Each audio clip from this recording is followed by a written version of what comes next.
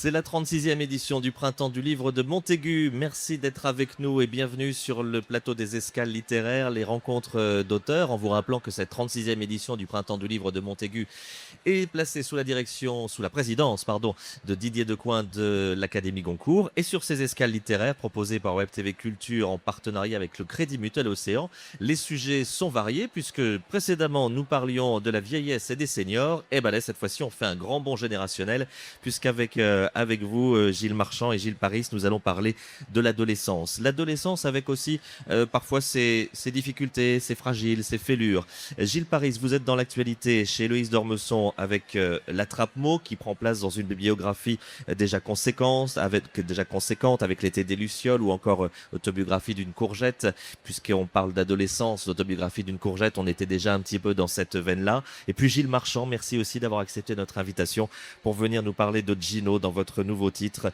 Les promesses orphelines. C'est le livre que vous venez de publier. Je reviens vers vous, Gilles, dans un instant. D'un Gilles à un autre. Alors Gilles Paris, l'attrape-mot, forcément, dès le titre, on se dit, oups, il y a quelque chose là, l'attrape-mot, l'attrape-cœur. Oui, c'est un lien. On imagine que ça va se passer là-dedans. C'est un hommage, c'est un roman qui est un hommage à Salinger et particulièrement à l'attrape-cœur qui est paru dans les années 50 et qui parlait de l'adolescence d'une façon extraordinaire. C'est vrai que quand on le relit, on a l'impression que c'est d'une modernité incroyable. En fait, il ne jugeait pas les adolescents, ni son personnage principal, Holden Caulfield, qui est un héros, en deux mots, qui est viré de son lycée, qui ne veut pas en parler à ses parents, qui part à New York, et qui va errer, qui va faire des rencontres incroyables, et qui va finir dans un hôpital de santé pour grande fatigue. On ne sait pas exactement ce qui lui arrive à la fin. Et en même temps, l'attrape-mot, c'est l'histoire de Jade, une adolescente de 16 ans, qui collectionne les mots d'adultes. Elle a un petit frère qui est mort de la leucémie. Elle a passé beaucoup de temps à l'hôpital. Elle a attrapé tous ces mots étranges que les médecins prononcent et que les adultes aussi, au quotidien chez elle, sa mère, son père prononcent. Et elle les aligne tous dans un carnet.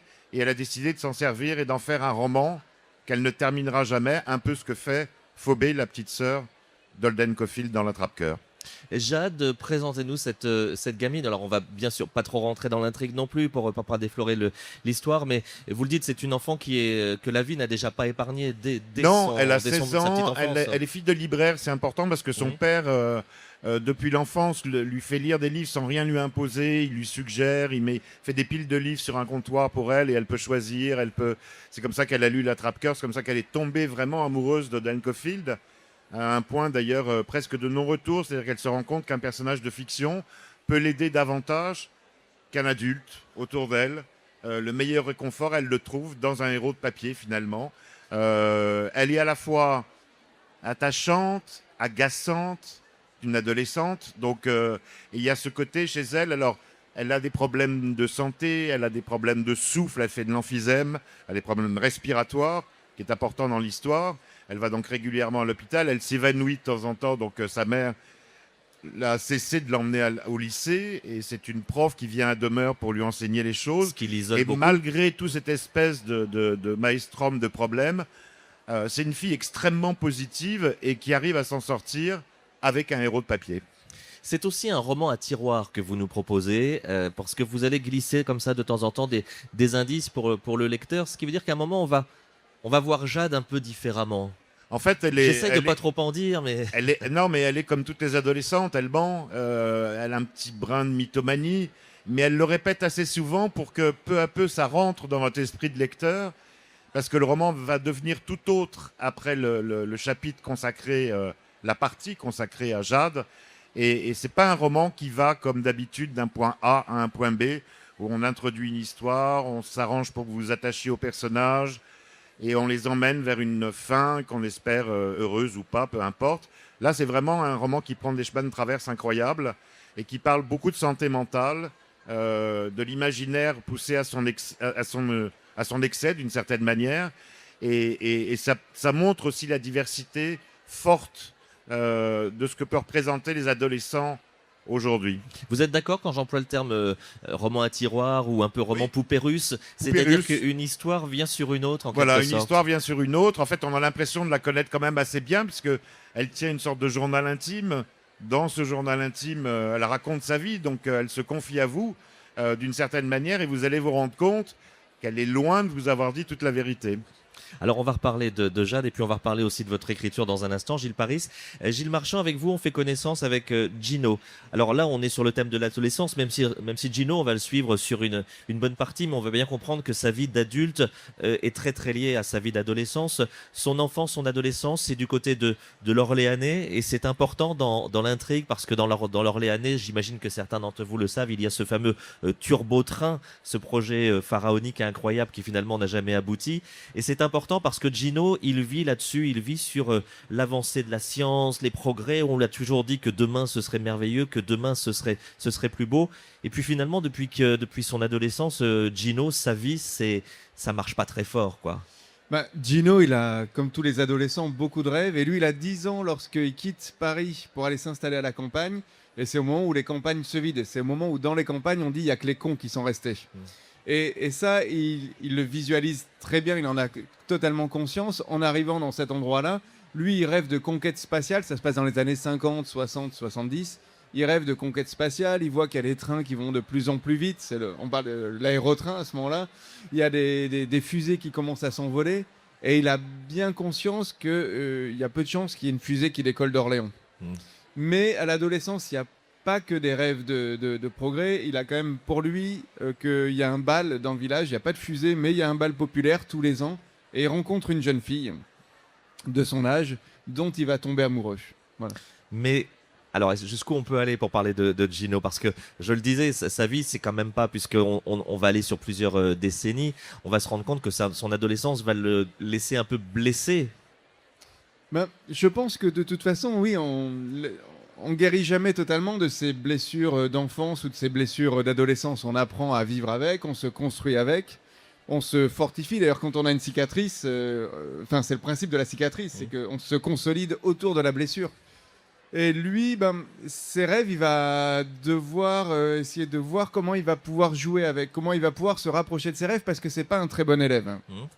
Gino, c'est un gamin sympa, ses profs l'aiment bien, il est sérieux, mais il est incapable de se mettre d'écouter une leçon sans partir dans ses rêves. Et sa mère, à un moment, lui met une carte postale de l'aérotrain pour lui dire « Mais tu vois, si tu travailles dur à l'école, tu pourras travailler pour l'aérotrain. » Sauf que lui, quand il voit l'aérotrain, il s'imagine aux commandes de l'appareil, il s'imagine rejoindre Roxane, son amoureuse, à Bordeaux.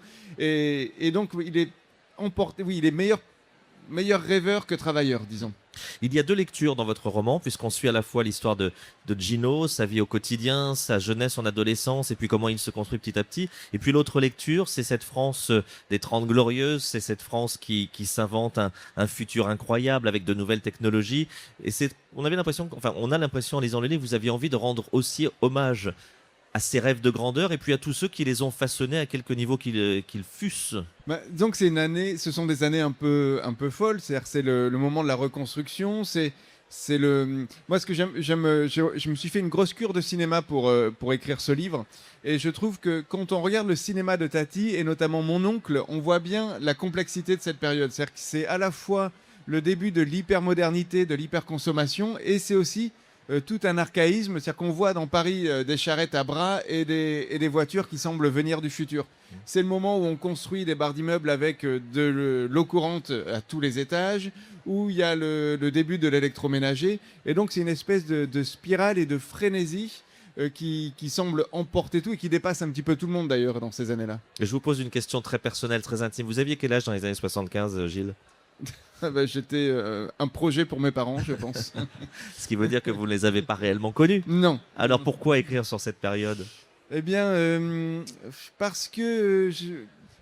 la première chose, c'était l'aérotrain. J'avais envie de parler de l'aérotrain et je me suis dit, pour comprendre l'aérotrain, il faut comprendre toutes les années qui ont peut-être recontextualiser parce que tout le monde ne connaît peut-être pas ce qu'il en reste aujourd'hui. C'est ces grandes... Il reste 18 km de béton au nord d'Orléans. Et l'aérotrain, c'était un projet un peu fou. C'était un train sur coussin d'air et qui ressemble à un avion à l'horizontale et qui allait à 432 km/h en 1974, donc 15 ans avant le TGV. Et c'est un ingénieur qui s'appelle Jean Bertin qui a développé donc ce système de coussin d'air et qui aurait dû révolutionner l'histoire des transports parce qu'à partir du moment où il n'y a plus de frottement, il n'y a quasiment plus de limite à la vitesse. Georges Pompidou est fan du projet. Il y a une ligne qui est votée, qui va être mise en place entre Cergy et la Défense. Georges Pompidou meurt, Giscard arrive à la présidence de la République et une de ses premières mesures, c'est de casser le décret. Jean Bertin, l'ingénieur, devient complètement mutique. Il faut vous imaginer qu'on est dans un moment où le monde entier a les yeux rivés sur ce projet-là et que tout le monde se dit, si même les Français n'en veulent pas, c'est qu'il y a peut-être quelque chose qu'on ne nous dit pas. Et le projet s'arrête, Jean Bertin devient mutique, est prostré et il meurt l'année suivante. Il n'a pas 60 ans, il a une tumeur au cerveau et il meurt. Fin de l'histoire. Et donc la dramaturgie, l'histoire de ce que ça raconte justement sur les rêves auxquels on s'accroche et sur les passions qui nous animent et qui fait que le jour où elles disparaissent, ben, on n'a plus de tuteur, quoi. On tombe. Et c'est ça qui m'intéressait. Voilà. Y a-t-il un peu de vous dans le personnage de Gino ? Sûrement, je pense que dans nos romans, il y a toujours de nous. On s'en rend même pas forcément compte. Mais il y a toujours de nos rêves et de nos enfances. Moi, je pense qu'on écrit beaucoup sur son enfance. Et on n'en finira jamais d'écrire sur son enfance, même avec des personnages adultes. Je reviens vers vous dans un instant. Gilles Paris, on parlait de Jade, de cette adolescente qui a déjà connu pas mal les difficultés de la vie et puis qui s'invente peut-être une vie en parallèle. Et puis vous-même, en écrivant le roman, vous entraînez le lecteur dans certains choses trappes où on ne sait pas très très bien à certains moments, où jusqu'où vous avez envie de nous égarer. Vous vous êtes amusé en écrivant ce livre ou vous avez aussi un peu souffert? Parce que l'histoire que vous nous racontez, au final, est quand même aussi une histoire pas cruelle, mais enfin en tout cas qui ne laisse pas indemne. Non, elle n'est pas cruelle, mais elle parle de l'amour des mots, de la littérature aussi. Ça, c'était vraiment un des thèmes essentiels du livre. Le fait qu'elle soit, comme je l'ai dit, fille de libraire, qu'elle s'intéresse autant à la littérature. Alors, ce qui m'amuse, par exemple, dans le livre de Salinger, c'est que Salinger dresse une bibliothèque idéale dans l'attrape-cœur qu'il fait lire à son héros, Holden Caulfield. Alors, il y a d'abord Karen Blixen, la ferme africaine, mais en fait, Holden n'avait pas spécialement envie de lire ce livre. Il y a eu une erreur de la part de la bibliothèque et il se retrouve avec un livre qu'il n'a pas envie de lire, mais il le lit, il le trouve très bien, donc il le relit derrière. Et après, il suit les auteurs qu'il aime, Hemingway, Fitzgerald, et Jade, de son côté, se dit que si elle entre elle-même dans la littérature qu'il est en train de lire dans ce livre, elle va encore se rapprocher de lui parce qu'elle va pouvoir peut-être imaginer même ce qu'il a ressenti en lisant ses livres. Et donc, elle se trouve des points communs supplémentaires avec lui. Donc, à écrire, oui, c'était plutôt marrant parce que mon idée, c'était vraiment de trouver des liens sans cesse entre Jade et Holden, entre ces deux personnages de fiction, en fait, en réalité. Mais si on suit l'histoire de Jade, on a l'impression que le seul personnage de fiction, c'est plutôt Holden et pas Jade.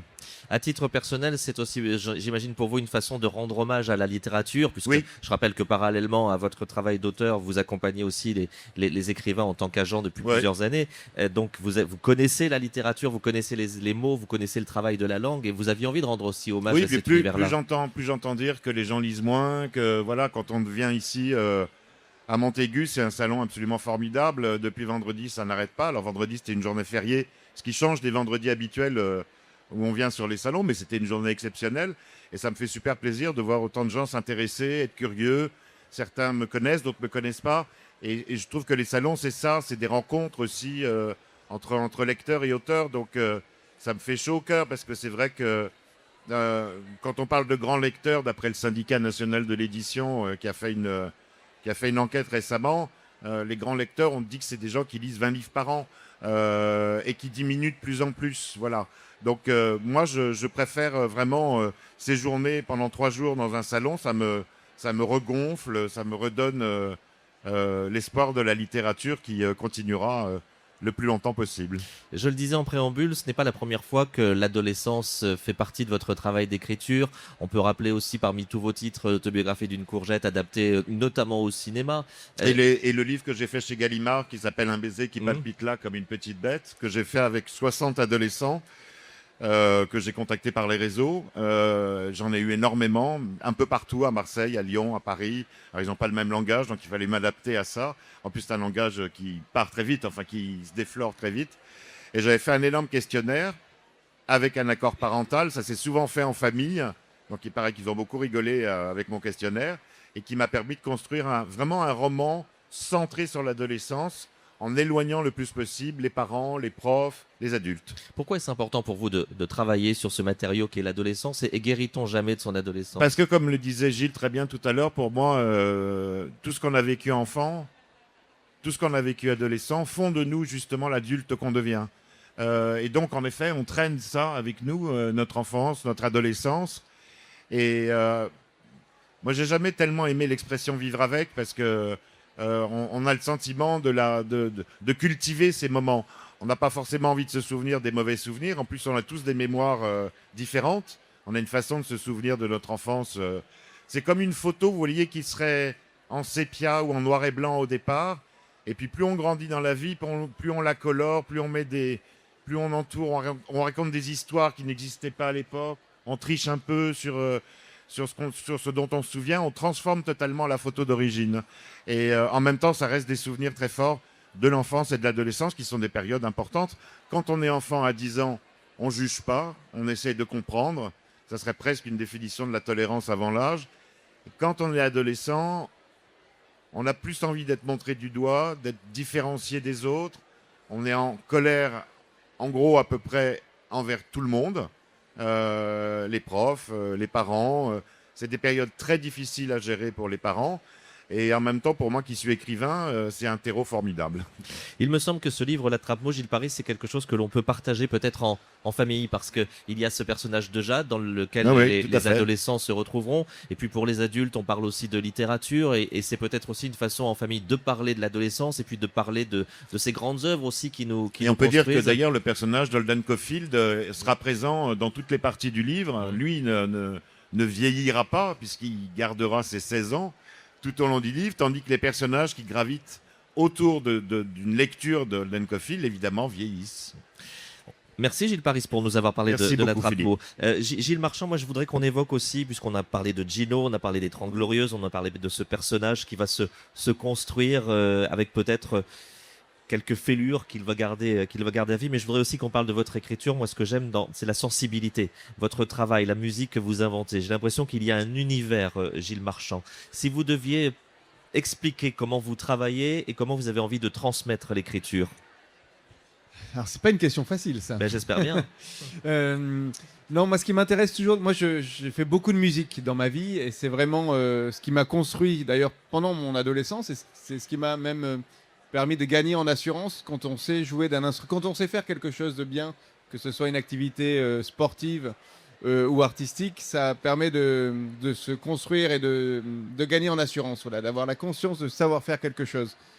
Et moi, donc, j'ai vraiment grandi avec la musique, et c'est vrai que je pense que moi, j'ai décrit assez peu les choses dans mes livres, et j'essaie de faire passer ça par le rythme des mots. J'aime beaucoup jouer avec les mots parce que c'est comme de la même manière que quand on est face à une toile, les peintres se servent de leur pinceau, se servent de la matière, mélangent. Et moi, j'aime imbriquer les mots les uns dans les autres, jouer sur des accélérations, trouver des astuces. Par exemple, j'ai mis des vraies réclames dans le livre pour rythmer, pour casser le rythme du livre, et pour montrer aussi d'autres choses de l'époque, et pour qu'on retrouve les sonorités, parce qu'on ne parlait pas de la même manière dans les années 50 qu'aujourd'hui, et c'est ce qui m'a intéressé dans le cinéma. Alors, le piège, c'est quand j'étais dans les années 50, vous savez que les années 50, c'est difficile de trouver un film sans Jean Gabin, quoi. Et alors, au début, je commençais à écrire un petit peu comme ça. Voilà. Alors, et à la maison, même, je commençais à gouailler un petit peu. Bon, alors, quand est-ce qu'on va passer à la table? Et donc, je commençais à devenir presque, pas machiste, mais en tout cas, je prenais des tics à la Jean Gabin et de tous ces acteurs, Ventura, tous ces acteurs des années 50 et 60. Et tout ça, ça donne une couleur au livre. Et après, il faut faire attention à ne pas tomber ni dans la parodie. Et il a fallu que je lisse un petit peu tout ça. Mais donc oui, je travaille vraiment les phrases et les mots comme une matière, quoi, peut-être. Et c'est pour ça que je dis qu'il y a un univers Gilles Marchand, parce qu'on retrouve un peu cette patte dans chacun de vos livres. Vous aussi, vous allez être séduit par ce personnage de Gino, et que vous les ayez ou que vous ne les ayez pas connus, en tout cas, vous allez retrouver ou trouver les années 70. Et puis surtout, c'est un livre, lorsqu'on le lit, on se dit, bah, et moi, de mes rêves d'adolescence, où j'en suis. Et c'est vrai que le lecteur, ça va être interpellé parce qu'il va aussi projeter sa propre existence sur le personnage de Gino. Ça s'appelle Les Promesses orphelines. C'est votre nouveau livre, Gilles Marchand, c'est aux Forges de Vulcain. Et puis Gilles Paris, merci d'avoir été avec nous aussi pour nous parler de l'Attrape-mot, votre actualité aux éditions Héloïse Dormesson. Merci beaucoup à tous les deux. Et puis merci à vous de votre présence.